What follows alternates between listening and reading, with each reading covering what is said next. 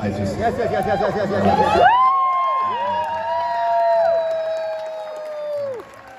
Hopefully, people that you like on stage that have something to do with not Battlestar Galactica. See who they are.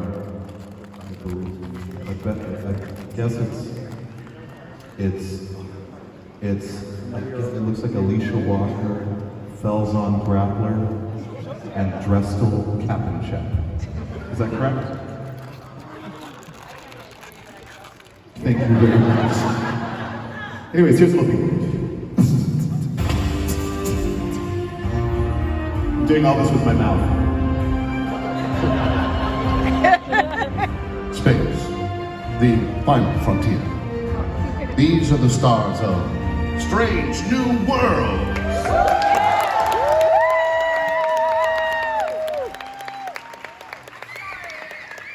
Don't they look so good?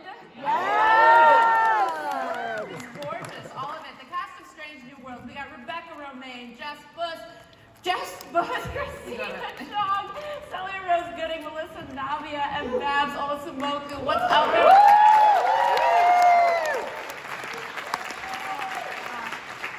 Welcome to Star Trek Day. I'm so excited to see you all. I haven't seen you all since we did that little Lower Decks Strange Worlds crossover, where I broke a lot of things. Every day on every set. You were break something. I did. I was keeping track. You were keeping track? You know what? I broke something on the captain's chair. I wasn't even supposed to be in that room. We have a little bin of all the stuff you broke, yeah. You do? Mm-hmm. Oh, It well. was just a wake of little broken things behind you everywhere you go. Yeah. Little things. Look, I come with a lot of passion. I'm a real, intense actor. No, but how are you all doing? Good. So happy to be here. Oh my god, this show is so good, y'all. I love Strange New World. Season 1 was incredible. Season 2 is gonna be great too. I mean, I hear good things. I don't know anything. So the episodic style of it allows for you all to have some very serious fun with genres and storylines. What were some favorite moments or episodes from season 1? All respond. In unison? Eight! The Elysian Kingdom! Yeah! Mostly because I got to have my little dog on set. Yay! It's very important. I know somebody's taking a picture! I know. Bruna. Chrissy and I loved play. Oh, Bruna. I know. Including Chrissy's real dog, Bruna, and the fairy tale episode was great. But we had fun playing Enterprise Bingo. Oh, yes! Yes! 100%. That was a lot of fun. Yeah. That was a lot of fun. Yeah. I also really loved the horrific Gorn episode, personally. Yeah. You know, embodying the terror of that. I'm embodying Gorn right now. Yes. You're embodying Glamorous Gorn. Yeah, it's kind of a shout out to the original Gorn because remember in the TOS episode, that little sparkly, I call it like a little New Year's Eve cocktail dress. Like a flirty little outfit on. Bring it back. Yeah. Make them flirty. Make the Gorn flirty again. I pitched them to terrifying Gorn, and then when we finally see them, they look exactly like they looked. Like the Gorn from the original series. That's what we've been terrified of the entire time. Right. That's what was hunting us. Yeah. It's like a Chuck E. Cheese dinosaur. Still terrifying. It was almost more. Right. Almost more, yeah, in a lot of ways. Okay, so Melissa, you put a lot of time and effort into learning how to fly the Enterprise properly and accurately. Yes. I want to know though, why is Ortegas so cool? I feel like you're just very cool.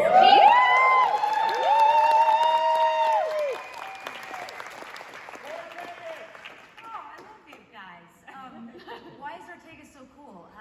Because she loves her job and is really good at it. Period. You know, and that's the kind of, she leads with her helmsman foot, and I think confidence is like a very attractive quality, and I'm very grateful to the writers that they created this character that I think in a lot of ways embodies, what we love about Star Trek, and that you can be whoever you want to be, and you can say things as they need to be said. Like the audience has told me before, you guys have told me, no, in general, fans have been like, Ortega says what we're thinking on the bridge. She'll be like, that's a terrible idea.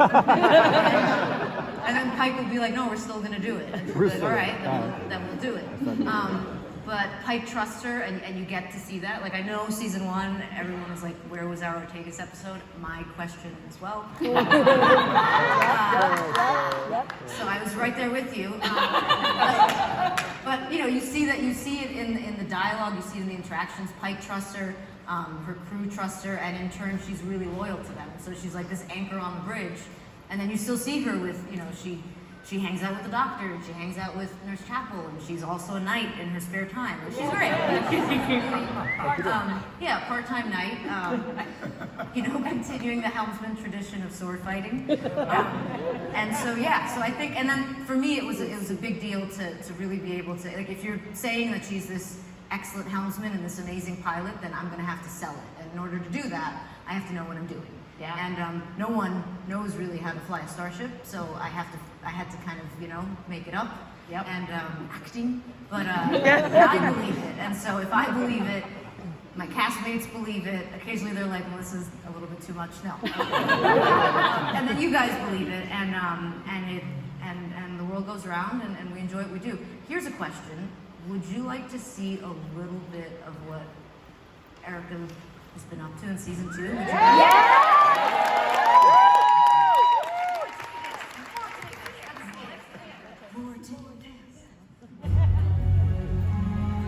Pilot's personal log, stardate 1630.3. I'm Lieutenant Erica Ortegas. Most of the time, I fly the ship, which is cool, but can get boring. Today is different. Rigel 7's atmosphere is a hot mess of wind shear, exotic radiation, and heavy particles that jam the sensors on our shuttles. Piloting down takes incredible skill, which I have, but the best part? I'm with the landing party, something I almost never get to do. Nice. You're actually wearing the hat. Are you kidding? The hat is supreme. Okay, Lawrence now. Recon 101. The Skirball debris field we observed previously is descending. By my calculations, it will intersect multiple points along the ship's intended orbital plane. Debris from what? Likely an impact between 2 large celestial bodies that orbited Rigel 7 several centuries ago. Can't you just say 2 moons? I could, but that would be leaping to a conclusion. Analysis is underway, but I would merely characterize the fragments as volatile. Gadget spark. All right, well, on we go. Let's get to that shuttle bay and have ourselves a landing party. Maintaining stability will require piloting Enterprise by hand. Between the fragments and the gravity shifts, I'll have to make manual adjustments every 20 minutes. Or lights out Enterprise. I'm glad you get it. We need you here keeping Enterprise safe. Hi, Captain. But who's gonna fly the shuttle through all that choppy sky and radiation? I may not be Eric Ortegas, but I was a test pilot, remember? We'll get you next time, I promise. Oh no! The hat! I was not responsible for the data. It would be illogical to blame.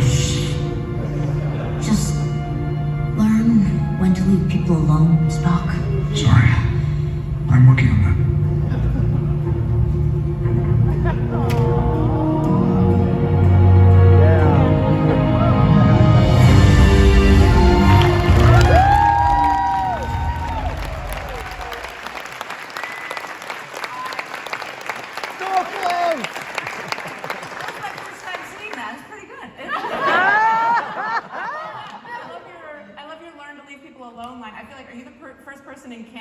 Tell Spock to mind his business.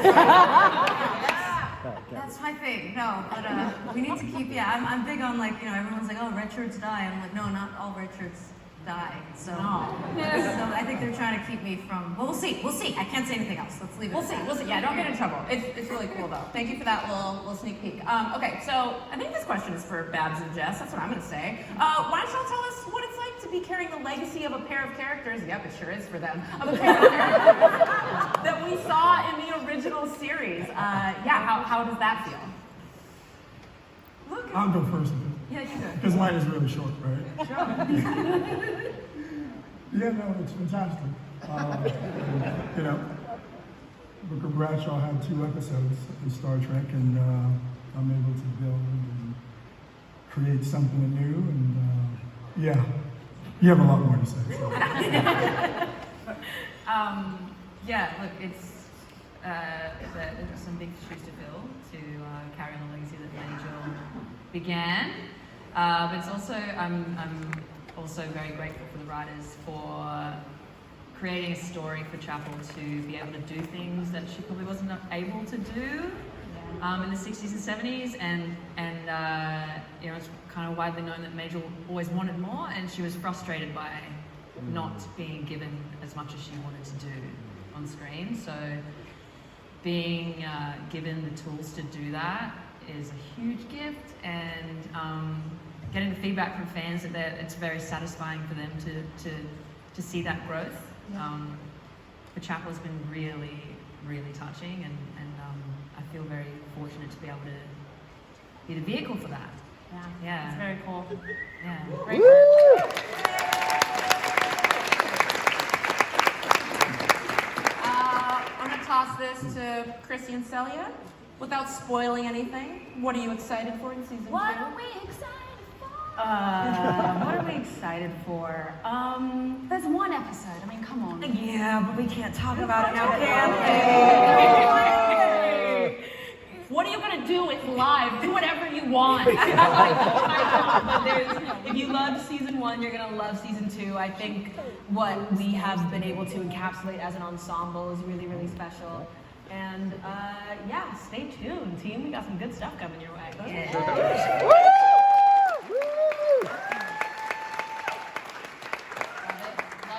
Well, I have an announcement. What?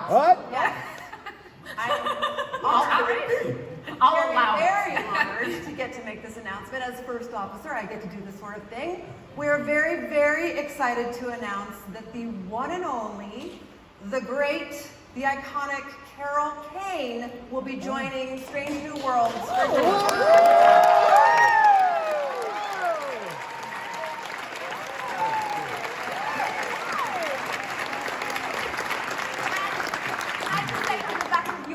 question, that's one of the things I'm excited for. Because she is hilarious. So amazing. She adds a color to Star Trek that no one has ever seen before. It is incredible, and amazing. We're thrilled that she's a part of our team, so we hope you guys like it. Yeah, it's going to be so cool. She's so funny. So, all right. Thank you all. Thank you. This is the crew of the USS Enterprise, everybody.